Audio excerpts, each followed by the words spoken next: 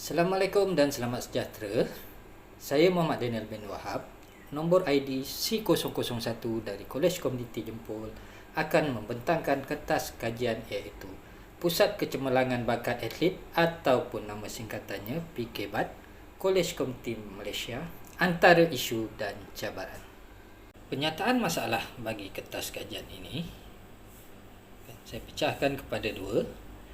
Definisi bakat tidak konsisten dan tidak jelas. Yang pertamanya, sebagai contoh, penyelidik sering membincangkan bakat sebagai kemampuan bawaan. Ditunjukkan oleh Baker et al. 2018. Yang kedua, kehadiran atau ketiadaan kemahiran atau kualiti tertentu yang dikenal pasti pada titik waktu yang lebih awal atau meramalkan prestasi masa depan ahli. Ditunjukkan oleh Cobley et al. 2012.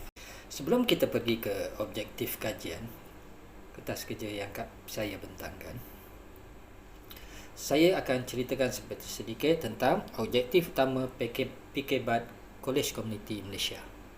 Objektif utama antaranya nombor 1, menyediakan latihan dan peralatan yang bersesuaian membantu meningkatkan prestasi atlet. Kedua, mengendalikan latihan sama ada dalam bentuk khusus atau bingkil untuk sediakan tenaga pengajar atau jurulatih terlatih di kalangan pelajar dan pensyarah kolej komuniti. Nombor 3, bekerjasama dengan sekolah sukan negeri. Nombor 4, mengadakan kolaborasi dengan persatuan-persatuan sukan negeri maupun kebangsaan. Dan yang terakhir, menyelaras program-program daripada perspektif mengenal pasti bakat, sama ada bakat baru, berpotensi ataupun bakat sedia ada. Objektif kajian ada dua. Yang pertama, mengenal pasti isu-isu yang berkaitan dengan sukan yang terdapat di PKBAT Kolej Komuniti Malaysia dan mengenal pasti cabaran-cabaran yang dihadapi oleh PKBAT Kolej Komuniti Malaysia. Metodologi kajian yang pihak kami gunakan adalah: pertama, penyelidikan eksperimental ini melibatkan 22 pusat kecemerlangan atlet kolej komuniti seluruh Malaysia. Reka bentuk ujian, kami menggunakan kaedah kajian analitik melibatkan isu serta cabaran PKBAT. Dan yang terakhir, instrumen kajian. Yang pertama, kita menggunakan borang soal selidik. Yang ketiga, kita menggunakan borang pemerhatian. Berikut merupakan Google dokumen yang kita telah hantar kepada semua 22 PKBAT Kolej Komuniti seluruh Malaysia. Kita buat dalam format Google dokumen ya. Hasil daripada kajian yang melibatkan bilangan responden sebanyak 22 PKBAT, maklum balas yang kami terima sebanyak 16 PKBAT, tiada isu 4 PKBAT, isu dan cabaran 12 PKBAT.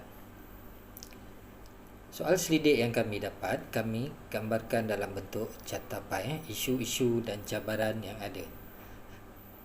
Bincangan selanjutnya, kita akan pergi ke next slide, ke slide seterusnya. Dapatan kajian dan perbincangan. Dapatan kajian dan perbincangan. Dua faktor yang menjadi pusat proses pengenalan bakat adalah: yang pertama, masa usia ketika pengenalan berlaku.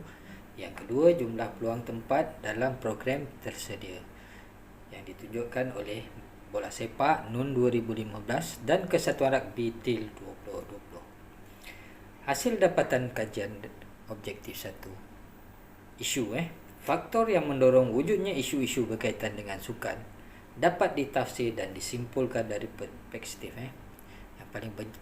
yang paling banyak isu yang ditimbulkan adalah fasiliti dan peralatan sukan.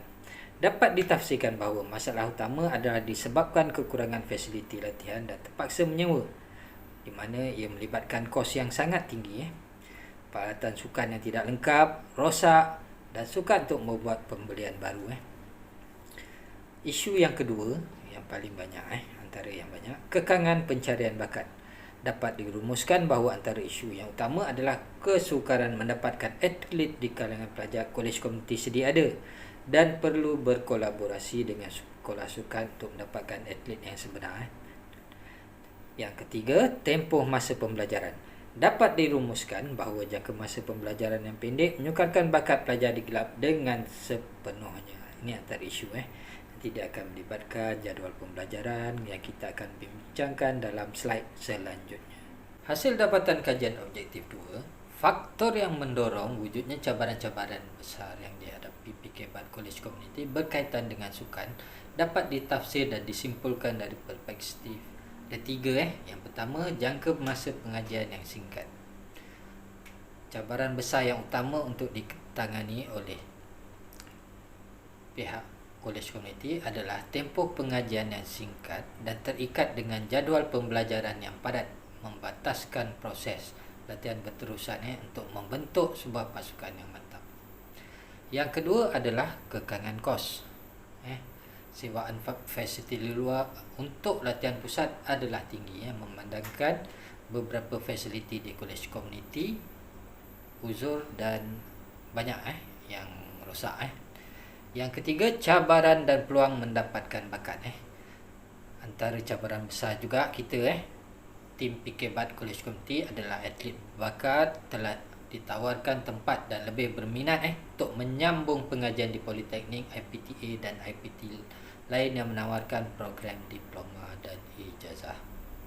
Itu antara 3 cabaran 3 cabaran yang kami sedang hadapi dan kita akan cuba untuk menyelesaikan satu persatu. Kesimpulan kajian daripada tajuk Pusat Kecemerlangan Bakat Atlet Kolej Komuniti Malaysia, Isu dan Cabaran. Kesimpulan kajian yang pertama, pemilihan bakat bermula daripada peringkat awal mengikut norma tertentu acara atau permainan sukan. Atlet dalam kalangan pelajar harus mendapat pendedahan awal semua teknik sukan moden. Kesimpulan yang kedua, pengenalan dan pemilihan bakat, bimbingan dan pertandingan yang berkualiti perlu dititik beratkan. Ketiga, fasiliti dan infrastruktur standard, bantuan sokongan dan penyelidikan yang berterusan, bersistematik mesti diberikan perhatian yang sewajarnya.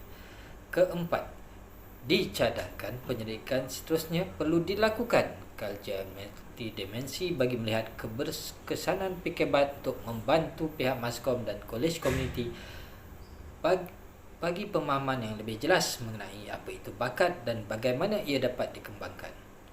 Dan yang terakhir, kelima, isu kekurangan pelajar cemerlang sukan dicadangkan PK BAD perlu merancang strategi untuk menambahkan lagi bilangan pelajar ini melalui penawaran program sijil atau diploma khas pelajar sukan serta mengadakan syarat kemasukan khas kepada atlet sukan bertaraf negeri dan negara.